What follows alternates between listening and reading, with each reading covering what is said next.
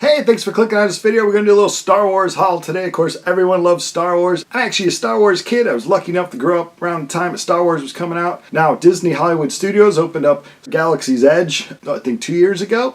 And of course, the Rise of the Resistance ride, or the Ride of the Resistance as I call it, is the most popular thing ever there. So when you go to Disney World, there's a lot of tips and a lot of videos and blogs on how to get on the ride. Unfortunately, even with this capacity that's set really lower, although it is a lot of people still allowed in the parks, and only about a third of the people who go into the park will actually get a chance to be on the ride.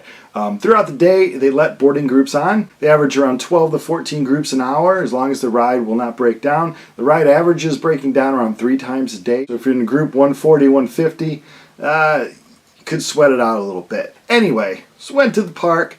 We stayed at Pop Century, which is, of course, where the poor people stay. 6:45, we're awake and had our little apps. My wife and me were just checking the app and trying to get on. At 7 a.m. is when they can try to get on that first boarding group. I tried 2 or 3 times and I got to where the little thing was spinning and asked me who I wanted to add to the group. But then she screamed that she actually got into a group. So what you do is you just keep trying and trying and trying on their little app. If it freezes, you want to back out of it and start over. Or if it says you have to be in a park, there's a glitch sometimes it'll say that. You back out of it and start over. But as soon as you get where it says add the group, you want to add the people that you want to on the ride, and you get on it. We were actually boarding group number 7, so that was really early. So then we're freaking out, like, are we going to get to the park early enough so that we can get on this ride?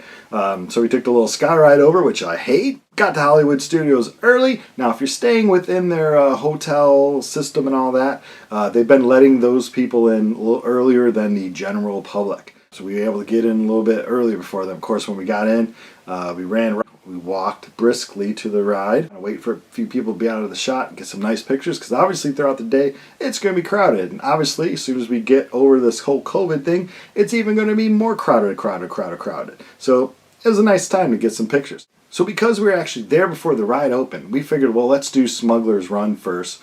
And then we'll go back in our group, because we didn't know how long the groups take. Well, sure enough, as soon as we got into line for Smuggler's Run, I think it's called, we're about 20 people back in line. We got a little alert saying your boarding group is not boarding. So we ran out of line, which was really annoying. Then we went to the Rise of the Resistance ride, and no one else is around, just employees and us. So they put us on. I believe we were probably the first car. So they may board groups like 1 through 10 all at the same time or something like that. Because like I said, we were boarding group 7, but we were the first ones there. Now it sucks that we're still in COVID times, but because of these times, my wife and I had our own car to ourselves, which is the best way to enjoy this ride, obviously.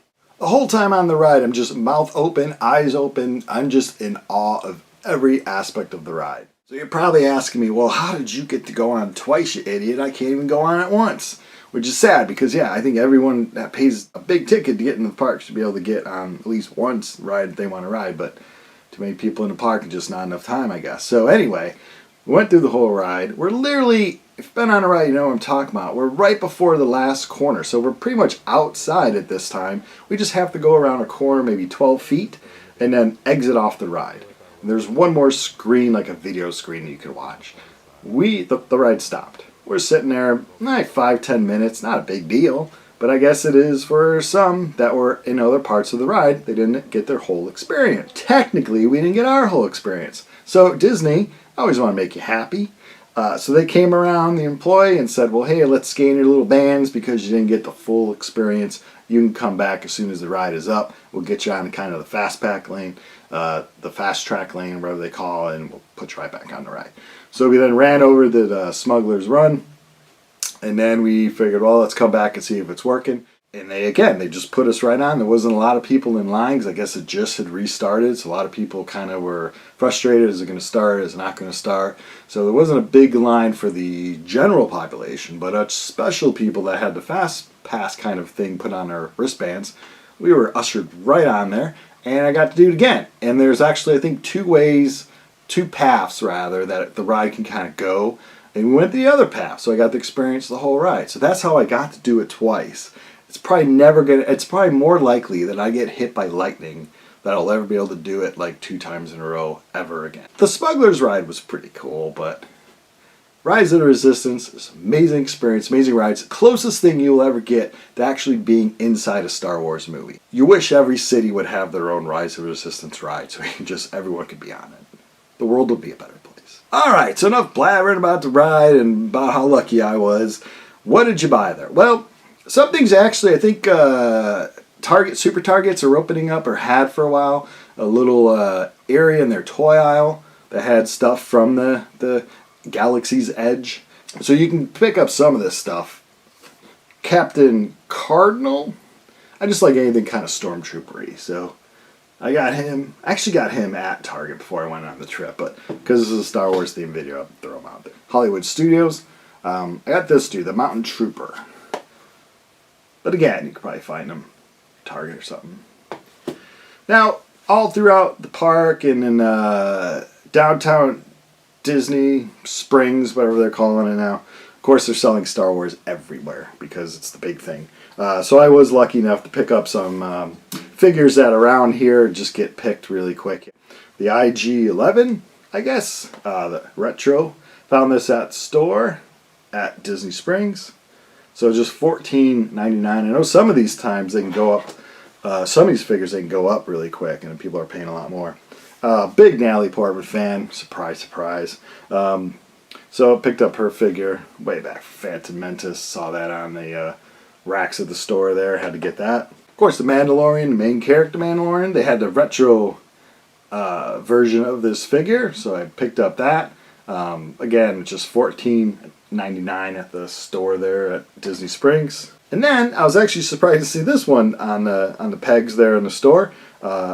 Cara, the Cara Dune.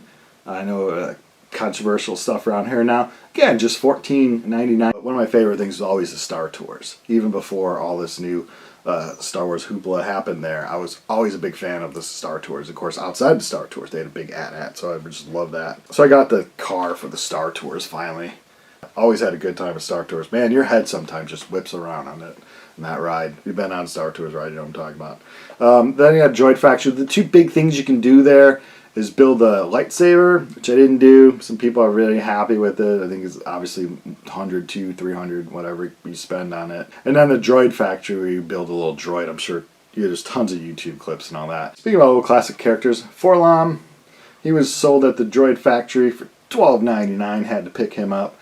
I just bought the vintage Forlom. If you watched the video toy show, the one we just did when we came back from the Kane County Toy Fair, one of the purchases there was the original Forlom, the vintage Forlom. But I really like this kind of, the card and everything like that. It's a pretty cool package there. Pretty cool package there. And now the character is CB23, CB23. He's all over the Droid Factory. These are only two that I found there. I think they're the only two that they're currently putting out. So I got these, put them in plastic cases, and hang them on the walls. And now my big purchase for $39.99. Oh, the big guns. Pulling out the big credit card for this one. The color changing droids. It is kind of cool. I think there are 3 options of this, I believe, depending on like who is on here and all that. But I got this one because I just like the characters in this one. Of course, got the R2 unit. So the color changing droids. That was my big purchase for $39.99 there. So there's a lot of stores, a lot of Star Wars. It's actually overwhelming. There's also a place to eat and drink there, Star Wars themed. So for any Star Wars fan, of course, I highly suggest. I don't know how the Florida Disney World one compares to Disneyland. I would imagine they're pretty much the same, but I like to go to Disney World, obviously, because it's larger and there's just more parks and stuff. But hope it gives you a good inkling to go check it out, and I hope you enjoyed this Star Wars themed video. Thanks for watching.